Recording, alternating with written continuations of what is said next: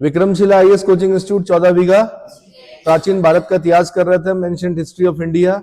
उसमें हमने शुंग वंश कर लिया। शुंग वंश के बाद अब हमने करना है, शुंग के बाद कण्व किया, कण्व के बाद अब हमने करना है सातवाहन, सातवाहन वंश, उसके बाद फिर चेदी वंश। ठीक है, तो सातवाहन वंश तो ईसा पूर्व प्रथम शताब्दी में विंध्य पर्वत के दक्षिण में दो शक्तियों का उदय हुआ। विंध्याचल माउंटेन रेंज है, विंध्य पर्वत, विंध्याचल माउंटेन रेंज यानी विंध्य पर्वत के दक्षिण में दो शक्तियों का उदय हुआ। एक हुआ सातवाहन, जिनको आंध्र सातवाहन कहा जाता है, क्या कहते हैं, और दूसरा हुआ कलिंग के चेदी वंश, कलिंग का चेदी वंश। आपने सुना होगा एक खारवेल का हाथी गुम्फा अभिलेख, सुना है, हाथी गुम्फा अभिलेख सुना है खारवेल का, तो वो चेदी वंश से संबंधित है। खारवेल किससे भाई, दो अभिलेख बड़े इंपॉर्टेंट होते हैं इतिहास में। एक बिल्कुल इधर ईस्टर्न साइड में, मतलब ये कलिंग की साइड में, उड़ीसा में, हाथी खारवेल का हाथी गुम्फा अभिलेख, वो चेदी वंश से संबंधित है। और एक बिल्कुल पश्चिमी साइड में कौन सा, रुद्रदामन का जूनागढ़ अभिलेख। वो रुद्रदामन जो है वो विदेशी शासक है, शक शासक, शकों की कार्दमक शाखा का शासक है। कौन, और कमाल की बात है कि रुद्रदामन संस्कृत में लेख लिखवा रहा है। रुद्रदामन का जो जूनागढ़ अभिलेख है वो संस्कृत भाषा में लिखा गया पहला प्रस्तर अभिलेख है, पत्थर पर लिखा गया पहला संस्कृत अभिलेख जो है वो किसका, रुद्रदामन का जूनागढ़ अभिलेख। ठीक है, गिरनार अभिलेख भी बोलते हैं उसको। तो वही बोल रहा हूं मैं कि ईसा पूर्व प्रथम शताब्दी में, ईसा पूर्व फर्स्ट सेंचुरी बीसी में विंध्य पर्वत के दक्षिण में दो शक्तियों का उदय हुआ। एक थे सातवाहन या आंध्र राजवंश कहते हैं उसको, दूसरा हो गया कलिंग में चेदी वंश। तो पहले हम सातवाहन के बारे में पढ़ रहे हैं। तो सातवाहन वंश संस्थापक कौन है, सिमुक है। सिमुक भी बोलते हैं इसको, सिंधुक भी बोलते हैं, कहीं कहीं पर इसको शिप्रक भी बोलते हैं। क्या बोलते हैं, इसने क्या किया था, कण्व राजवंश के अंतिम शासक सुशर्मा की हत्या करके एक नए राजवंश की नींव डाली थी, जिसको सातवाहन कहा गया। ठीक है, राजधानी जो थी इनकी, प्रारंभिक राजधानी थी धान्यकटक। प्रारंभिक राजधानी कहाँ थी, धान्यकटक यानी अमरावती, धान्यकटक यानी अमरावती। बाद में ये अपनी राजधानी कहाँ ले गए, प्रतिष्ठान यानी पैठन, प्रतिष्ठान यानी प्रतिष्ठानपुर, गोदावरी नदी के तट पर था। ये भी क्वेश्चन बना, किस नदी के तट पर था प्रतिष्ठान नामक जो राजधानी थी, किनकी, सातवाहनों की। ठीक है, राजभाषा जो इनकी थी वो प्राकृत थी और लिपि इनकी ब्राह्मी थी। राजभाषा क्या थी, प्राकृत, और लिपि क्या थी, ब्राह्मी। उत्पत्ति, पुराणों में आंध्र भृत्य या आंध्र जातीय और अभिलेखों में सातवाहन और शालीवाहन अथवा सातकर्णी कहा गया है इनको। क्या कहा गया है, ठीक है। वंशावली कहाँ मिलती है इनकी, मत्स्य पुराण में मिलती है और वायु पुराण में मिलती है। कहाँ मिलती है, मत्स्य पुराण। सबसे पुराना पुराण कौन सा है, मत्स्य पुराण है। टोटल पुराण कितने हैं, 18 पुराण हैं, उनमें सबसे प्राचीन कौन, मत्स्य पुराण। अच्छा, दूसरी जो वंशावली मिलती है इनकी, वो मिलती है वायु पुराण में। इनका जो निवास स्थान था वो गोदावरी और कृष्णा नदियों के मध्य महाराष्ट्र और आंध्र प्रदेश में था। महाराष्ट्र, और ये ब्राह्मण धर्म यानी वैदिक धर्म के अनुयायी थे और वैदिक धर्म के ही संरक्षक भी थे। कौन, सातवाहन। सातवाहनों का उद्गम स्थल आंध्र प्रदेश था। बाद में वे गोदावरी नदी के तट के साथ बढ़ते हुए पश्चिम में केंद्रित हो गए। मौर्य साम्राज्य के पतन का लाभ उठाकर इन्होंने एक शक्तिशाली राज्य की स्थापना की, इसलिए ये आंध्र सातवाहन के नाम से विख्यात हुए। कुछ विद्वान यह भी मानते हैं कि सातवाहन आरंभ में दक्षिण पश्चिम में निवास करते थे, परंतु जब उन्होंने अपना प्रभाव पूर्वी तट पर बढ़ा लिया तब वे आंध्र कहे जाने लगे। क्या कहे जाने लगे, वायु पुराण में सातवाहन वंश के 19 राजा बताए गए हैं। यद्यपि 20 राजाओं के नाम जो है 20 राजाओं के दिए गए हैं। उनके अनुसार इन्होंने 300 वर्षों तक शासन किया। मत्स्य पुराण में इस वंश के 30 शासकों के नाम बताए गए। वायु पुराण 19 शासक बताता है, जबकि मत्स्य पुराण 30 शासक बताए गए हैं, जबकि नाम केवल 29 के दिए गए हैं। उनके अनुसार उनका समय 400 वर्ष का था।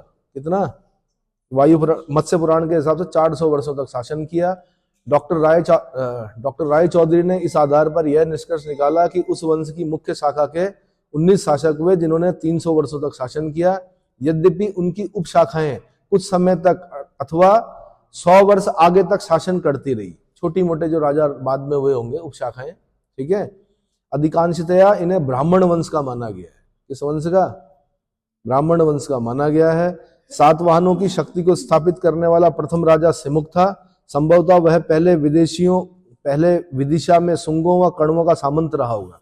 अब यहाँ पे क्वेश्चन बनेगा आपका, बोलेगा कि जो सिमुक, सिंधुक या सिपरक था वो किसका सामंत था? सामंत बोलते हैं बड़े राजा के नीचे जो छोटे राजा होते हैं, जमींदार टाइप, बहुत बड़ी जागीरें जिनकी होती है, उन्हें सामंत कहते हैं। क्या कहते हैं?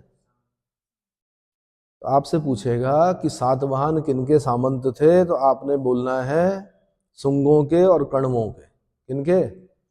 पहले शुंगों के, फिर कण्वों के सामंत रहे। बाद में इन्होंने कण्व वंश के अंतिम शासक सुशर्मा की हत्या कर दी और अपने आप को स्वतंत्र कर दिया।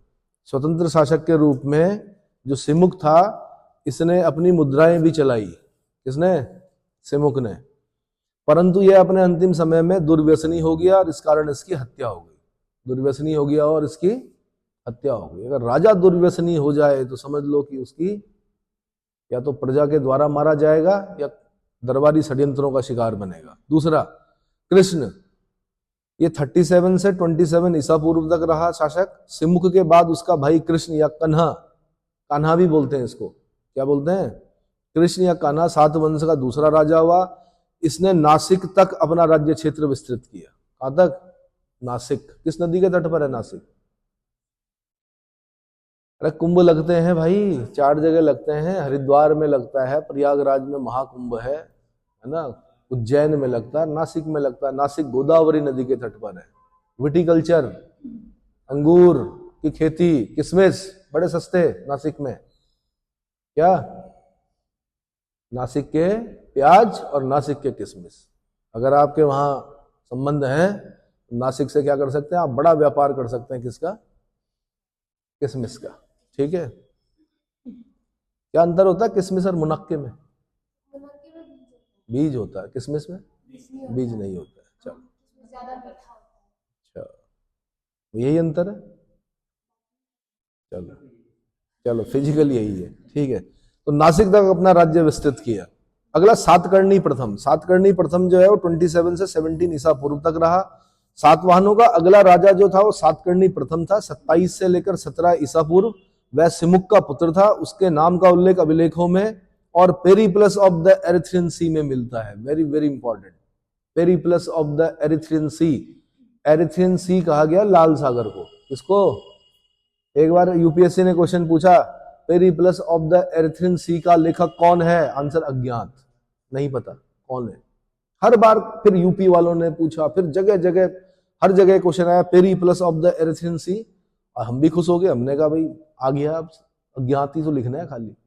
बाद में पूछा उन्होंने Periplus of the Erythraean Sea में एरिथ्रियन सी का क्या मतलब? किस सी को कहा गया? आंसर रेड सी को कहा गया। इसको लाल सागर को एरिथ्रियन सी कहा गया। ठीक है। 10 वर्षों की अवधि में ही उसने सातवाहनों की प्रतिष्ठा को चरमोत्कर्ष तक ले गया। वह दक्षिणापथ का सबसे शक्तिशाली राजा बन बैठा। अपनी स्थिति सुदृढ़ करने के लिए उसने अगीय और अमीय वंश की राजकुमारी नयनिका के साथ विवाह किया। किसके साथ? नयनिका के साथ विवाह किया। उसकी रानी नयनिका या नागनिका भी बोलते हैं के अभिलेखों में सातकर्णी के कार्यों पर पूरा प्रकाश पड़ता है। इस अभिलेख के अनुसार सातकर्णी ने पश्चिमी मालवा, अनूप प्रदेश बोलते हैं नर्मदा घाटी को। किसको? नर्मदा घाटी। विदर्भ बोलते हैं बरार को, पर अपना आधिपत्य जमा लिया। उसके साम्राज्य में ऊपरी दक्कन, मध्य एवं पश्चिमी भारत का कुछ भाग, उत्तरी कोंकण और काठियावाड़ शामिल थे। उसने कलिंग के शासक खारवेल से भी युद्ध किया। वेरी इंपॉर्टेंट, चेदी शासक खारवेल से युद्ध करने वाला सातकर्णी शासक कौन था? आंसर सातवाहन शासक कौन था? आंसर सातकर्णी प्रथम। क्लियर हो गया? इस प्रकार गोदावरी की घाटी में सातवाहनों का पहला राज्य स्थापित हुआ और गंगा की घाटी के शुंग साम्राज्य तथा पंजाब की पंचनद भूमि के अधिष्ठाता यवनों के समकक्ष शक्तिशाली माना जाने लगा। कौन? सातवाहन राजवंश। पंचनद भूमि, पंचनद मतलब पंजाब 5 नदियों के बीच का आब था, इसलिए पंचनद बोलते हैं उसको। क्या बोलते हैं? 5 नदियों की भूमि। और वहां के अधिष्ठाता कौन थे उस समय? यवन। और उनके समकक्ष शक्तिशाली बन गया कौन? सातकर्णी प्रथम। सातकर्णी के इस पराक्रम की प्रशंसा नागनिका के अभिलेख में की गई है। उसे सूरवीर, दक्षिणापथपति, अप्रतिहत चक्र कहा गया। अब यहां से फिर क्वेश्चन बनता है, उत्तराखंड वालों का तो खास है कि भाई ये अप्रतिहत चक्र किसकी उपाधि है, या पूछेगा कि नागनिका के नानाघाट इंस्क्रिप्शन में, नानाघाट इंस्क्रिप्शन है उसका, किसका? नागनिका का। उसमें सातकर्णी प्रथम को कौन सी उपाधियों से अब विभूषित किया गया है? तो आंसर सूरवीर, दक्षिणापतिपति और अप्रतिहत चक्र। सातकर्णी ने ब्राह्मण धर्म के गौरव को भी बढ़ाया। इसी अभिलेख से विदित होता है कि उसने 2 अश्वमेध तथा राजसूय यज्ञ करवाए और उसके समय में साम्राज्य में श्री संपन्नता में भी वृद्धि हुई, यानी रिच हो गए, यानी समृद्धि आ गई। क्या आ गई? श्री संपन्नता में भी वृद्धि हुई। 2 अश्वमेध। अब जो जो अश्वमेध यज्ञ करा रहा है उन राजाओं के नाम आपने क्या करना है? याद रखना है। मगर फिर यूपीएससी तो यूपीएससी है। क्या है? यूपीएससी ने पूछा 18 अश्वमेध यज्ञ किसने कराए? तो आंसर था कदम्ब राजा मयूर शर्मन। 18 अश्वमेध यज्ञ कराने वाला राजा कौन था? कदम्ब राजा मयूर शर्मन। और इनकी राजधानी, कदम्बों की राजधानी कहां थी? बनवासी। कदम्बों की राजधानी कहां थी? फिर वो यूपी वालों ने पूछा कदम्बों की राजधानी कहां थी? कि बनवासी। समझ में आ गया? ठीक है। अब जो जो अश्वमेध यज्ञ कराएंगे वो इंपॉर्टेंट होते हैं। 2 अश्वमेध यज्ञ पुष्यमित्र शुंग ने करा दिए, 2 अश्वमेध यज्ञ सातकर्णी प्रथम ने करा दिए। अभी गुप्तों के समय में भी गुप्त राजा करवाएंगे, कोई 4 कराएगा। तो ध्यान रखना, 2-2 वाले अलग लिखना और 4 वाले अलग लिखना। 18 वाले को तो अभी लिख दो अलग, ठीक है? अगर वो पहले पूछ सकता है तो बाद में ही पूछ सकता है। अगला, सातवाहन शक्ति का ह्रास कैसे हुआ? तो सातकर्णी प्रथम ने जिस पराक्रम से सातवाहनों की शक्ति और प्रतिष्ठा में वृद्धि की थी वह उसकी मृत्यु के साथ कमजोर पड़ गई। सातकर्णी की मृत्यु के पश्चात उसके नाबालिग पुत्रों, नाबालिग पुत्र कौन थे? शक्तिश्री और वेदिश्री। शक्तिश्री और वेदिश्री के हाथों में सत्ता आई, परंतु उसकी संरक्षिका के रूप में उसकी माता नयनिका ने शासन किया। पुराणों में इन राजाओं के अतिरिक्त अन्य अनेक राजाओं के नाम सातकर्णी द्वितीय, लंबोदर, अप्पीलक, कुंतल सातकर्णी का भी उल्लेख मिलता है। ये सभी नाम मात्र के शासक थे, कमजोर शासक थे। इस अवधि में शकों ने महाराष्ट्र के कुछ भाग, कोंकण, मालवा, काठियावाड़ पर अधिकार स्थापित कर लिया। महाक्षत्रप नहपाण ने सातवाहनों की शक्ति को छीण कर दिया। क्या कर दिया? नहपाण आएगा अभी एक, महाक्षत्रप नहपाण, ठीक है, उसने सातवाहनों की शक्ति को छीण कर दिया। अब आता है एक राजा हाल। ये बड़ा विद्वान राजा। ये इसलिए इंपॉर्टेंट नहीं है कि इसने बहुत सारी विजय की, इसलिए इंपॉर्टेंट है क्योंकि ये विद्वान है। तो सातवाहनों का 17वां राजा हाल, जो कि 20 से लेकर 24 ईस्वी में शासक बना, वो विद्वान और कवि के रूप में विख्यात है। किस रूप में? विद्वान और कवि के रूप में विख्यात है। उसने महाराष्ट्री प्राकृत भाषा में गाथा सप्तशती, कौन सी? महाराष्ट्री प्राकृत भाषा में गाथा सप्तशती। गाथा सप्तशती जो है वो आईएएस का क्वेश्चन है, यूपी पीसीएस का क्वेश्चन है, उत्तराखंड में भी पूछा जा सकता है, ठीक है। गाथा सप्तशती नामक ग्रंथ की रचना किसने की? मुक्तक काव्य ग्रंथ है ये। कैसा है? मुक्तक काव्य ग्रंथ है। इसकी रचना की किसने? हाल ने। हाल के दरबार में, फिर हाल इसलिए इंपॉर्टेंट हो गया, उसके दरबार में अब 2 विद्वान और हैं, उनकी वजह से फिर इंपॉर्टेंट हो गया। एक का नाम गुणाढ्य है, दूसरे का नाम सर्ववर्मन है। गुणाढ्य ने पैसाची प्राकृत भाषा में वृहत कथा की रचना की। अब वृहत कथा का रचयिता गुणाढ्य और कातंत्र का रचयिता सर्ववर्मन, ये दोनों उसके दरबार को सुशोभित कर रहे हैं। किसके? हाल के। किसके दरबार को? तो मैंने कहा हाल इसलिए इंपॉर्टेंट हो गया, उसने गाथा सप्तशती नामक मुक्तक काव्य लिखा। गुणाढ्य ने गुणाढ्य ने लिखा बृहत कथा। बृहत कथा में यह भी क्वेश्चन पूछा किस भाषा में लिखा गया? पैसाची प्राकृत भाषा में लिखा गया। ये ध्यान रखना, है क्वेश्चन बने हुए हैं, पैसाची प्राकृत भाषा में लिखा गया। और दूसरा विद्वान जो है सर्ववर्मन, उसने कातंत्र लिखा, और कातंत्र से फिर क्वेश्चन पूछा उन्होंने कि सर्ववर्मन की जो पुस्तक है कातंत्र, वो किससे संबंधित है? विषय वस्तु क्या है? आंसर संस्कृत व्याकरण का ग्रंथ है। क्या है? संस्कृत व्याकरण का ग्रंथ है। अब ध्यान रखना, आपने एक पढ़ लिया क्या? अष्टाध्यायी, वो किसकी है? पाणिनि की, संस्कृत व्याकरण का ग्रंथ है। दूसरा आपने ये पढ़ना कौन सा? सर्ववर्मन का कातंत्र। और फिर आगे चल के एक चंद्र गोमिल आएंगे, उनका चंद्र व्याकरण होगा, उनको भी पढ़ना है। ये सब व्याकरणाचार्य हैं। इन्होंने क्या किया? व्याकरण के ग्रंथ लिखे। क्या लिखे? चंद्र गोमिल का चंद्र व्याकरण। समझ में आ गया? ठीक है जी। तो सर्ववर्मन ने कातंत्र नामक संस्कृत व्याकरण ग्रंथ लिखा। राजा हाल की एक रानी मलयवती संस्कृत भाषा की विदुषी थी। उसने हाल को संस्कृत सीखने के लिए प्रेरित किया। इसी हेतु कातंत्र की रचना की गई थी। मलयवती के कहने पर ही कातंत्र की रचना की किसने? सर्ववर्मन ने। क्योंकि राजा को सीखनी थी। क्या सीखनी थी? राजा को। ऐसा हमने इतिहास में पढ़ा है कई बार कि राजकुमारों को पढ़ाना है। राजकुमार बड़े क्या बोलते हैं, कई बार नहीं होता राजा शक्तिशाली है तो उसके जो बेटे होते हैं वो क्या निरंकुश हो जाते हैं, बड़े बदतमीज टाइप बच्चे थे, हैं, उन्हें कोई पढ़ा ही नहीं पा रहा था। जितने शिक्षक जा रहे थे शिक्षक भाग जा रहे थे। तब फिर बोला गया भाई इन राजकुमारों को एथिक्स सिखाना है, कैसे सिखाएंगे? तब एक जमाने में विष्णु शर्मा ने लिखी पंचतंत्र। क्या लिखी? पंचतंत्र। वो समझ गए, उनकी साइकोलॉजी को पकड़ गए वो। उन्होंने कहा राजकुमार ऐसे डायरेक्ट नहीं सीखेंगे, तो उन्होंने पशु पक्षियों के माध्यम से उनको क्या सिखाया? तो पंचतंत्र में क्या है? पशु पक्षियों की कहानियां हैं। और लास्ट में फिर बचपन में आपने पढ़ा भी होगा कि इस कहानी से हमें क्या सीख मिलती है, क्या शिक्षा मिलती है, पढ़ा है? तो ऐसे ही जो वो थे कौन, विष्णु शर्मा, कितने विद्वान रहे होंगे वो। नहीं सुना आपने एक वो कि एक चिड़िया थी अपना घोंसला बना रही थी, सामने ठंड का समय था, एक बंदर ठिठुर रहा था ठंड से। चिड़िया ने बंदर से कहा, संस्कृत में लिखा हुआ उन्होंने विष्णु शर्मा जी ने, हस्तपादो समम पेतु दृश्य से पुरुषाकृति, हाथ पैर से और देखने में तो तू पुरुषों के समान लग रहा है, मनुष्यों के समान लग रहा है। कि हस्तपादो समम पेतु दृश्य से पुरुषाकृति सीते न विद्य से मूढ़ा कथम ना कुरुषे ग्रह। तू अपना घर क्यों नहीं बना रहा है? क्या नहीं कर रहा है? घर क्यों नहीं बनाता अपने लिए? बंदर को गुस्सा आता है, बंदर उसका घोंसला तोड़ देता है। किसका? चिड़िया का। फिर चिड़िया बोलती है दूसरी डाल पे बैठ के, उपदेशो ही मूर्खाणाम प्रकोपाय न शांतये पयम पानम भुजंगानम केवलम विश्वर्धनम। मूर्खों को उपदेश देने से कोई फायदा नहीं है। उनका क्या, उनका जैसे सांप को दूध पिलाने से जहर बढ़ता है, वैसे ही मूर्खों का क्या होता है, क्रोध बढ़ता है अगर उन्हें सही चीज बताओ। समझ में आया? हाँ जी। तो देखो ना कितनी अच्छी, मतलब इतनी गजब गजब चीजें लिखी हुई है, पूछो मत। भ्रमरा मधुमिच्छन्ति मलमिच्छन्ति मक्षिका सज्जना गुणमिच्छन्ति दोषमिच्छन्ति पामरा। भ्रमर जो होता है वो क्या करता है? मधु ग्रहण करता है। क्या करता है? शहद पीता है भ्रमर जो होता है। और मल मिच्छन्ति मक्षिका, मक्षिका मतलब मक्खी जो होती है घर की, वो हमेशा मल में बैठेगी, गंदी चीजों में बैठेगी। सज्जना गुण मिच्छन्ति, सज्जन जो होंगे हमेशा अच्छे गुणों को लेंगे। और सज्जना गुण मिच्छन्ति दोष मिच्छन्ति पामरा। और जो पामर होंगे वो दोष ढूंढेंगे खाली। क्या ढूंढेंगे? अगर कोई दोष ढूंढ रहा है समझ लो दुष्ट है। क्या है?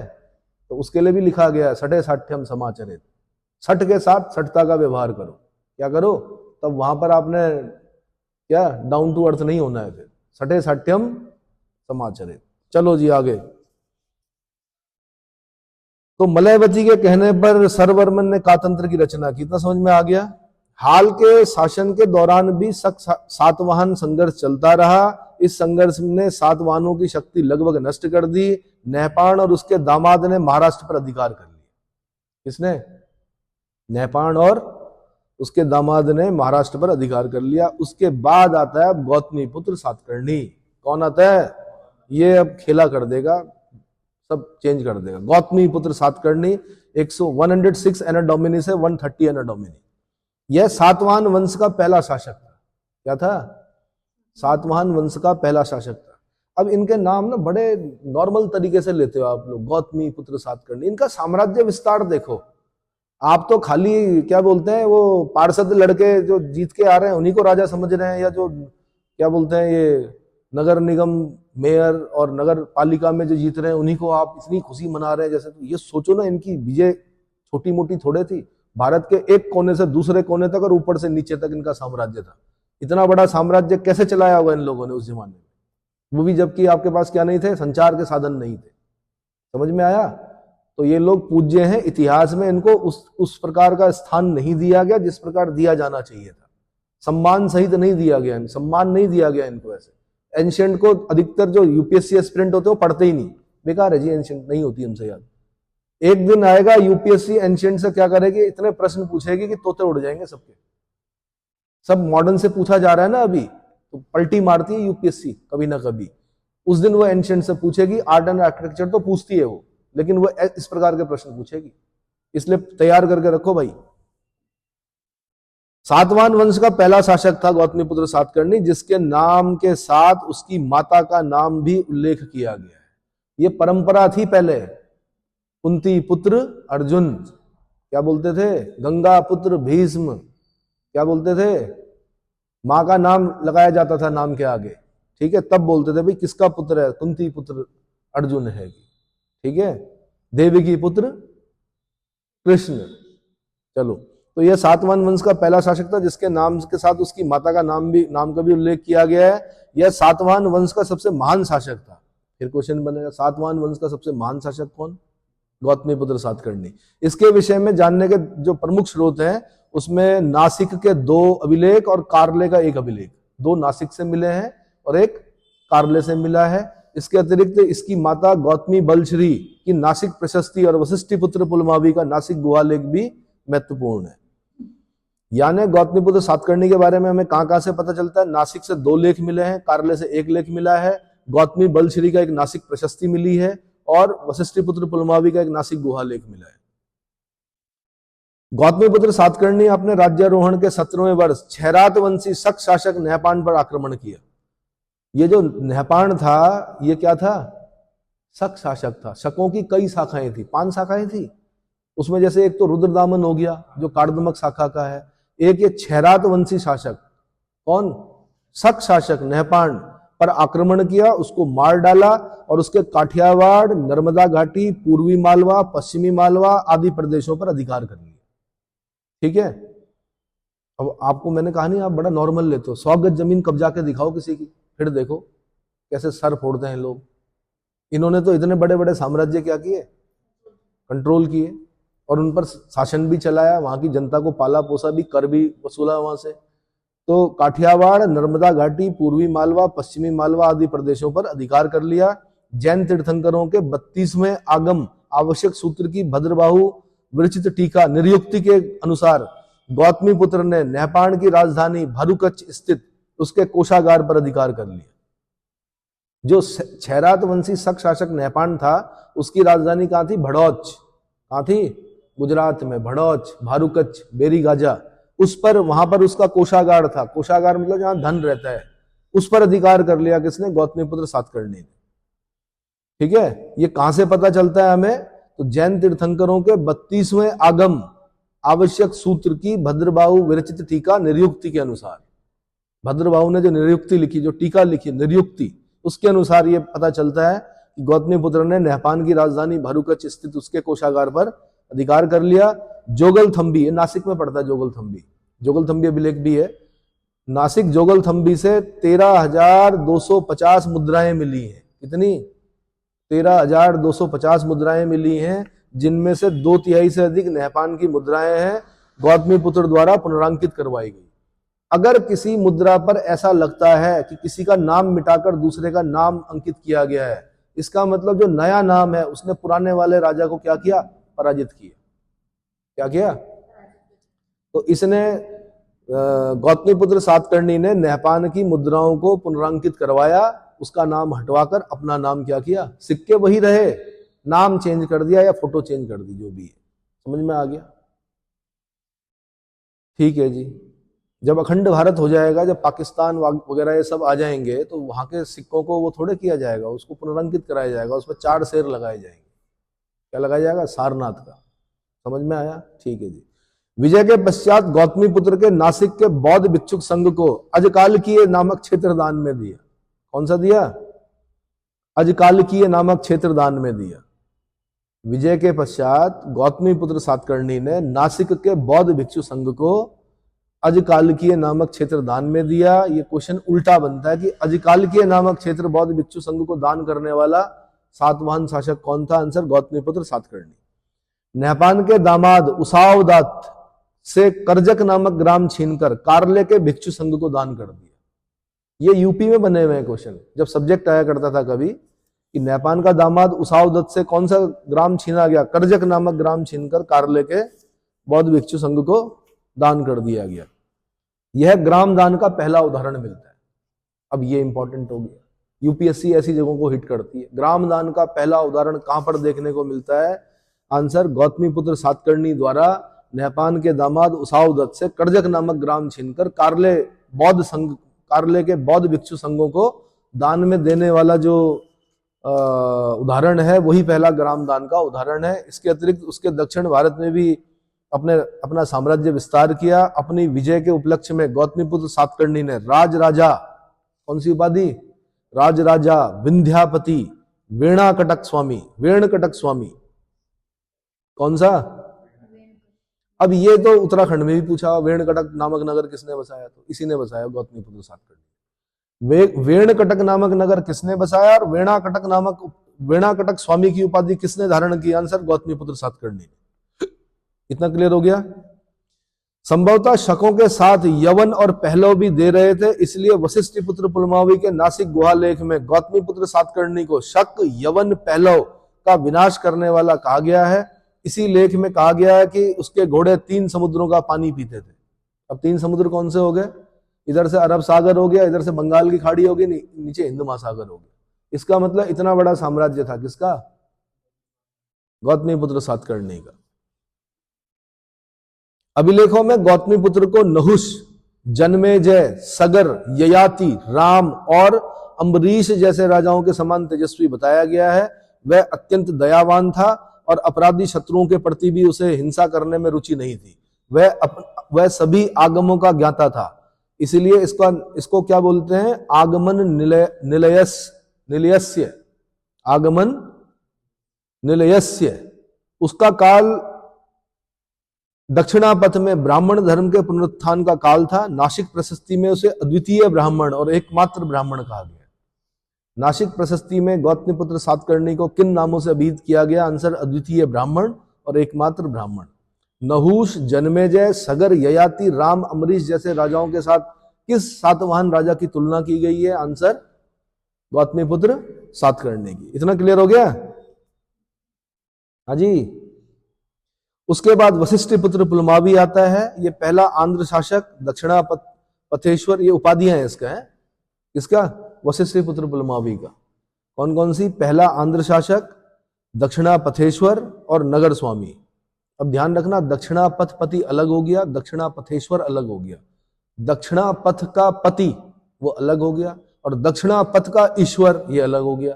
तो दक्षिणापथेश्वर ये उपाधि किसकी है? वशिष्ठ पुत्र पुलमावी की है। दूसरा नगर स्वामी, ठीक है।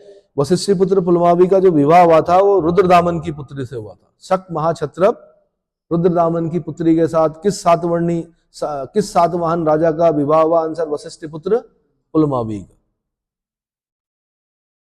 गौतमीपुत्र सातकर्णी का उत्तराधिकारी वशिष्ठ पुत्र पुलमावी हुआ। इसके शासनकाल 130 से 159 ईस्वी माना जाता है। इसका नाम टॉलमी के विवरण, टॉलमी बहुत बड़ा भूगोलवेता है, टॉलमी के विवरण में सिरो पोलिमेओस उल्लेख किया गया है। किसको? वशिष्ठ पुत्र पुलमावी को टॉलमी के विवरण में क्या लिखा गया है? सिरो पोलिमेओस उल्लेख किया गया है। इसके समय में कार्दमक वंशी शासक पश्चिमी क्षेत्र पर अधिकार कर लिए, फलस्वरूप इसे दक्षिण पूर्व की ओर जाना पड़ा। इसी समय आंध्र प्रदेश पर सातवाहनों का आधिपत्य स्थापित हुआ, जिसके कारण वह पहला आंध्र शासक कहलाया। तो पहला आंध्र शासक कौन है? वशिष्ठ पुत्र पुलमावी। वशिष्ठ पुत्र पुलमावी ने दक्षिण पथेश्वर की उपाधि धारण की। इसने दो पतवारों वाले जहाज के चित्र वाले सिक्के जारी किए थे और नकलगढ़ नामक नवीन नगर बसाया और नगर स्वामी की उपाधि धारण की। अमरावती के स्तूप का विस्तार कराया। यूपीएससी ने क्वेश्चन पूछा, 2 पतवारों वाले जहाज के चित्र किसके सिक्कों पर मिलते हैं? आंसर वशिष्ठ पुत्र पुलमावी के सिक्कों पर मिलते हैं। किसके? वशिष्ठ पुत्र पुलमावी के सिक्कों पर 2 पतवारों वाले जहाज के चित्र अंकित मिलते हैं। ठीक है। अब याद रखना, 2 प्रकार के जहाज होते थे। एक पाल वाला जहाज होता था, पाल समझ रहे हो, जिस पर हवा टकराती थी, ट्रेड विंड, और तब वो जहाज आगे बढ़ते थे। एक पतवारों वाले जहाज होते थे। तो 2 पतवारों वाले जहाज का चित्र किसके सिक्कों पर? वशिष्ठ पुत्र पुलमावी के सिक्कों। अगला आता है यज्ञश्री सातकर्णी। कौन? यज्ञश्री सातकर्णी। सातवाहन वंश का अंतिम शक्तिशाली शासक जो था वो यज्ञश्री सातकर्णी, 174 से 203 ईस्वी। इसने शकों को पराजित करके पुनः नर्मदा घाटी और पश्चिमी भारत के कुछ क्षेत्रों पर आधिपत्य स्थापित किया। यज्ञश्री सातकर्णी के पश्चात सातवाहन साम्राज्य विघटित होने लगा और अनेक छोटे छोटे राज्यों में विभाजित हो गया, जिसमें कौन कौन से आते हैं? एक आता है आभीर वंश, एक आता है इक्ष्वाकु वंश, एक होता है चटु सातकर्णी वंश और एक होता है बृहदफलायन वंश। यानी सातवाहनों के जो 4 खंड हैं इंपॉर्टेंट, वो कौन कौन से हैं? आभीर वंश, दूसरा इक्ष्वाकु वंश। ये इक्ष्वाकु वाला इक्ष्वाकु नहीं है, एक इक्ष्वाकु वंश भगवान राम का, राम किस वंश के हैं? इक्ष्वाकु वंश, वो अलग है, सूर्यवंशी, ये अलग है इक्ष्वाकु वंश, ठीक है। तीसरा हो गया चुटु सातकर्णी वंश और चौथा हो गया वृत्रफलायन वंश। इसमें बता देता हूं, नासिक क्षेत्र में आभीर वंश के बारे में बता रहा हूं। नासिक क्षेत्र में इस वंश ने 4वीं सदी तक शासन किया। इस वंश का संस्थापक ईश्वर सेन था। कौन था? इसने 248-49 में कल चुरी चेदी संवत की स्थापना की। अब यहां से क्वेश्चन बनता है, कलचुरी चेदी संवत, आंसर 248-249 किसने की? आंसर आभीर वंश के राजा ईश्वर सेन ने की। जितने भी संवत हैं वो याद करने पड़ेंगे आपको, ठीक है। चाहे वो आपका शक संवत हो, चाहे वो आपका विक्रमी संवत हो, चाहे आपका गुप्त संवत हो, चाहे वो आपका कौन सा कलचुरी चेदी संवत हो, समझ में आ रहा है? चाहे वो कली संवत हो, चाहे वो हर्ष संवत हो, और इनका क्रम भी याद करना है आपने संवतों का। कौन सा? केसी श्रीवास्तव की किताब के पीछे सारे संवत दिए गए हैं, अगर केसी श्रीवास्तव आप पढ़ते हैं तो। समझ में आ गया? तो कलचुरी चेदी संवत का प्रारंभ किसने किया? आभीर वंश के शासक ईश्वर सेन ने 248-249 एना डोमिनी में किया, एडी में किया। अगला इक्ष्वाकु वंश। इस वंश का संस्थापक श्री शांतमूल था। पुराणों में इक्ष्वाकु वंश के शासकों को श्री पर्वती और आंध्र भृत्य कहा गया है। इनका शासन कृष्णा गुंटूर क्षेत्र में यानी आंध्र प्रदेश में था। श्री शांतमूल ने अश्वमेध यज्ञ भी किया था। यहां पे फिर इंपॉर्टेंट हो गया,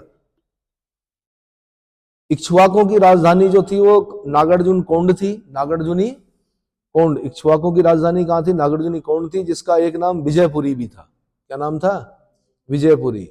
इक्ष्वाकु राजा ब्राह्मण मतानुयायी थे, परंतु उनकी रानियां जो थी वो बौद्ध मतानुयायी थी, और इन्हीं की प्रेरणा से नागार्जुन कोंड में स्तूप बने। नागार्जुन कोंड का जो स्तूप है वो इनकी रानियों, इक्ष्वाकु वंश के राजाओं की रानियों की इच्छा से बना। कालांतर में इस क्षेत्र पर पल्लवों ने आधिपत्य स्थापित कर लिया। किसने? पल्लव शासक पढ़ेंगे आप अभी।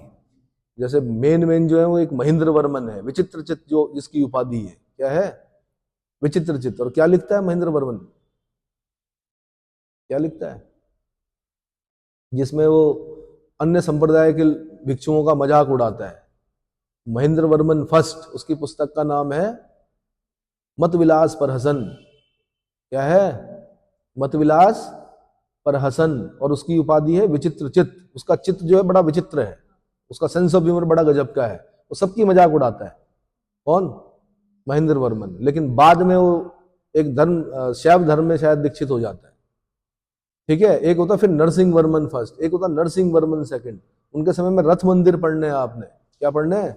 शोर टेम्पल्स पढ़ने हैं, तटीय मंदिरों के बारे में पढ़ना। पल्लव यानी द्रविड़ शैली को उठाने वाले जो लोग हैं वो कौन है? पल्लव हैं। और उसको चरमोत्कर्ष पर ले जाने वाले कौन है? चोल है ना। द्रविड़ शैली का उत्कृष्टतम नमूना तंजावुर का वृद्धेश्वर मंदिर, 13 मंजिला, चोलों का। राज फर्स्ट, ठीक है। तंजौर का वृद्धेश्वर मंदिर, राजराजेश्वर मंदिर भी बोलते हैं उसको। उसके बाद आता चटु सातकर्णी वंश। यह वंश कुंतल क्षेत्र यानी उत्तरी कर्नाटक में शासन करता था। कालांतर में कदम्बों ने इस पर अपना आधिपत्य स्थापित कर लिया। किसने? अब मैंने आपको बता दिया, कदम्ब राजा कौन? मयूर शर्मन। 18 अश्वमेध यज्ञ किया, राजधानी बनवासी, उन्होंने इस पर अधिकार कर लिया चटु सातकर्णी वंश पर। कुंतल बोलते हैं कर्नाटक को। कुंतल किसको बोलते हैं? उत्तरी कर्नाटक। चौथा जो टुकड़ा निकला किसमें से? सातवाहनों का जो चौथा टुकड़ा, चौथा मतलब जो खंड हुआ वो हुआ वृत्रफलायन वंश। कृष्णा और मसूलीपट्टनम के बीच शासन करते थे। इनकी राजधानी पिथुंड थी। वृत्रफलायन वंश की राजधानी कहां थी? आंसर पिथुंड थी। सालंकायन वंश जो कृष्णा और गोदावरी के बीच शासन करते थे, जिनकी राजधानी वेंगी थी, कालांतर में इस पर भी पल्लवों ने अधिकार कर लिया। सालंकायन वंश ये कहां शासन करते थे? कृष्णा और गोदावरी के बीच। कृष्णा और, हाँ, एक लेक भी है वहां पर, कृष्णा डेल्टा और गोदावरी डेल्टा के बीच में एक लेक है। कौन सी? जल्दी बताओ। बस यूपीएससी ने क्वेश्चन पूछा, ये झील किन दो नदियों के डेल्टाओं के मध्य है? कोलेरू लेक। कौन सा लेक? कोलेरू लेक। आया समझ में? ठीक है। अब क्वेश्चन कैसे बनते हैं भाई, कलिंग के चेदी में बाद में कराऊंगा। पहले मैं क्वेश्चन बता देता हूं कैसे कैसे क्वेश्चन पूछे जाते हैं। ठीक है। अच्छा, अभी तो कुछ और पॉइंट भी बताने हैं। पुराणों में सातवाहन वंश को कौन सी संज्ञा दी गई है? तो आंध्र भृत्य और आंध्र जाति है। आंध्र भृत्य और आंध्र जाति है। सातवाहन वंश में सातकर्णी उपाधि धारण करने वाला पहला शासक कौन था? सातकर्णी प्रथम। छैरात वंश का विनाशक और सातवाहन वंश की प्रतिष्ठा को पुनर्संस्थापक नासिक प्रशस्ति में किसे बताया गया? गौतमीपुत्र सातकर्णी को। सातवाहन वंश में किस शासक के काल में मात्र सत्तात्मक तत्व अपनाए गए अथवा महत्वपूर्ण बनाए गए? गौतमीपुत्र सातकर्णी। नागनिका के नाना घाट इंस्क्रिप्शन में सातवाहन शासक के विषय में महत्वपूर्ण जानकारी मिलती है। वो कौन है? आंसर सातकर्णी प्रथम। कण्व वंश में कितने शासक हुए? 4। किस वंश के शासकों के नाम मात्र प्रधान है? सातवाहनों के। मात्र प्रधान शासक कौन हुए? सातवाहन। सातवाहनों की प्रारंभिक राजधानी कहां थी? धान्यकटक, अमरावती। धान्यकटक, अमरावती। किसके आक्रमणों के कारण सातवाहनों को दक्षिण की ओर खिसकना पड़ा? शकों के आक्रमण के कारण। सातवाहन वंश का प्रारंभिक पराक्रमी राजा कौन था? सातकर्णी प्रथम था। कौन था? सातकर्णी प्रथम था। गोदावरी के तट पर स्थित प्रतिष्ठान को किसने अपनी राजधानी बनाया? सातकर्णी प्रथम ने बनाया। प्रतिष्ठानपुर नामक राजधानी जो बनाई वो किसने बनाई? और दोनों क्वेश्चन आ गए। एक बार ये भी पूछा कि सातकर्णी प्रथम की राजधानी प्रतिष्ठान किस नदी के तट पर थी? आंसर गोदावरी के तट पर थी, जिसके तट पर नासिक है। किसने शक शासक नहपान की मुद्राओं को पुनरांकित करवाया था? गौतमीपुत्र सातकर्णी। गौतमीपुत्र। सातवाहन वंश का महानतम शासक कौन था? गौतमीपुत्र सातकर्णी। वेणकटक स्वामी किसकी उपाधि थी? गौतमीपुत्र सातकर्णी। दक्षिणा पथपति किसकी उपाधि थी? सातकर्णी प्रथम की। श्री सात नामधारी सिक्का किस क्षेत्र की विजयोपरांत सातकर्णी प्रथम ने जारी किया था? पश्चिमी मालवा। गाथा सप्तशती की रचना किसने की? सातवाहन शासक हाल ने की। कलचुरी चेदी संवत की तिथि क्या है? 248-249 एना डोमिनी। 248-249 एना डोमिनी। और किसने शुरू किया था इसको? ईश्वर सेन ने। आभीर वंश के राजा ईश्वर सेन ने कलचुरी चेदी संवत की स्थापना की थी। किस शासक को एक ब्राह्मण की संज्ञा दी गई है? गौतमीपुत्र सातकर्णी। किसके सिक्कों पर दो पतवारों वाले जहाज के चित्र बने हुए हैं? वशिष्ठिपुत्र पुलमावी। वशिष्ठिपुत्र पुलमावी। मौर्यों के बाद दक्षिण भारत में सबसे प्रभावशाली राज्य कौन था? सातवाहन। कलिंग नरेश खारवेल किस वंश से संबंधित था? चेदी वंश से। ये बाद में पढ़ेंगे हम चेदी वंश। खारवेल किस आयु में राजा बना? 24 वर्ष में। अभी आगे पढ़ना हमने, ठीक है। जो गौतमी बलश्री थी वो गौतमीपुत्र सातकर्णी की कुछ पॉइंट बता रहा हूं मैं आपको। गौतमी बलश्री जो थी गौतमीपुत्र सातकर्णी की माता थी। उसकी उपाधि राजर्षि वधु थी। क्या थी? राजर्षि वधु। गौतमीपुत्र सातकर्णी अपने अंतिम समय में अपनी मां के साथ शासन किया था। सातवाहनों ने सीसा, चांदी, तांबा, पोटीन, ये आईएएस का क्वेश्चन है। सीसा, तांबा, चांदी और पोटीन। खासकर ये ध्यान रखना, शीशे और पोटीन के सिक्के किसने चलाए? सातवाहनों ने। चांदी और तांबा तो चलता ही था पहले से, लेकिन इन्होंने शीशे और पोटीन के भी सिक्के चलाए। विभिन्न धातुओं के मिश्रण के सिक्के जारी किए। शीशे का सिक्का सबसे पहले सातवाहनों ने ही चलाया, क्योंकि दक्षिण भारत में चांदी की अनुपलब्धता थी, इसलिए सातवाहनों ने चांदी की जगह शीशे का सिक्का चलाया। सातवाहन शासक सोने को बहुमूल्य मानकर उसके सिक्के जारी नहीं करते थे। सिक्कों पर उज्जैन चिन्ह, जलपोत चक्र, स्वास्तिक, कमल, त्रिरत्न, स्तूप, अश्व, गज आदि का अंकन हुआ है। उज्जैन चिन्ह उज्जैनी की भारत में केंद्रीय स्थिति यानी भौगोलिक दृष्टि को दर्शाता है। किसको? उज्जैनी की भारत में केंद्रीय स्थिति को दर्शाता है। Periplus of the Erythraean Sea में वर्णित एल्डर सेरागोनस, कौन? एल्डर सेरागोनस नामक शक्तिशाली राजा की साम्यता सातकर्णी प्रथम से की गई है, जिसके समय में सुपर यानी सोपारा और कलीन यानी कल्याण बंदरगाह अंतरराष्ट्रीय व्यापार वाणिज्य के लिए पूर्ण रूपेण सुरक्षित हो गए थे। गौतमीपुत्र सातकर्णी ने विंध्य से मलय पर्वत यानी त्रावणकोर तक के समस्त पर्वतों तथा पूर्वी महेंद्र और पश्चिमी यानी सह्याद्री घाटों तक को विजित किया था। इस कारण उसे पश्चिम का मालिक, लॉर्ड ऑफ द वेस्ट, किसको? गौतमीपुत्र सातकर्णी को लॉर्ड ऑफ द वेस्ट तथा प्रतिष्ठान के मालिक, लॉर्ड ऑफ प्रतिष्ठान की उपाधि धारण की थी। प्रतिष्ठान के मालिक। अगला, पुलमावी के नासिक लेख में गौतमीपुत्र सातकर्णी को शक, यवन और पहलव का विनाश करने वाला क्षैरात वंश का उन्मूलन करने वाला तथा सातवाहन कुल की प्रतिष्ठा को पुनः स्थापित करने वाला कहा गया है। उसके वाहनों यानी अश्व ने त्रिसमुद्र तोय पीत वाहन, त्रिसमुद्र तोय पीत वाहन का मतलब 3 समुद्रों का पानी पीते थे उसके घोड़े। किसके? गौतमीपुत्र सातकर्णी के। तो गौतमीपुत्र सातकर्णी को बोला गया त्रिसमुद्र तोय पीत वाहन, मतलब 3 समुद्रों का पानी पीते थे जिसके घोड़े, अर्थात तीनों समुद्रों का जल पिया था। इसका अभिप्राय यह है कि इसके काल में सातवाहन साम्राज्य अपने उत्कर्ष की पराकाष्ठा पर पहुंच गया था। नासिक प्रशस्ति में उसे अपनी प्रजा के सुख में सुखी और दुख में दुखी होने वाला यानी ओरजन निविशेष सम सुख दुखम, ओरजन निविशेष सम सुख दुखम, वेदों का आश्रयदाता यानी आगमन निलय। ये उत्तराखंड पीछे से क्वेश्चन है, आगमन निलय इसको कहा गया है। किसको कहा गया है? गौतमीपुत्र सातकर्णी को। आगमन निलय, अद्वितीय ब्राह्मण यानी एका ब्राह्मण, और द्विजों तथा द्विजेतर जातियों के कुलों का वर्धन करने वाला, यानी इसकी उपाधि जो है द्विज बोलते हैं, जो 2 बार जन्म लेते हैं, जिनका उपनयन संस्कार के बाद दोबारा जन्म माना जाता है। इसके लिए बोला गया द्विजावर कुटुंब विवधन कहा गया है, अर्थात उसने विच्छिन्न होने वाली चातुर्वर्ण व्यवस्था यानी 4 वर्ण की जो व्यवस्था को फिर से स्थापित किया और वर्णों और जातियों के सम्मिश्रण यानी वर्ण संकर को रोककर वर्ण व्यवस्था के रक्षक उपमा को चरितार्थ किया। अब यहां से यूपीएससी क्वेश्चन पूछती है कि चातुर्वर्ण व्यवस्था को पुनः प्रारंभ करने वाला सातवाहन शासक कौन था? आंसर गौतमीपुत्र सातकर्णी। उसने क्या किया? वर्ण संकर जो विवाह हो रहे थे यानी इंटरकास्ट मैरिजेज हो रही थी, वो रुकवा दी। क्या कर दी? ठीक है। सातकर्णी प्रथम ने पश्चिमी मालवा विजय के उपलक्ष्य में श्री 7 उपाधि धारण की और इसी संज्ञक के सिक्के भी जारी किए। तो श्री 7 नामक सिक्के किसके हैं? सातकर्णी प्रथम के हैं। क्यों चलाए उसने? पश्चिमी मालवा को जीतने के बाद। सातकर्णी प्रथम ने अपनी पत्नी नागनिका के नाम से रजत मुद्राएं भी जारी कराई। जो जो व्यक्ति अपनी पत्नियों के लिए रजत मुद्राएं जारी कराएगा इतिहास में, उनके नाम याद रखने आपने, क्योंकि आगे अभी गुप्त शासक भी करवाएगा। ठीक है।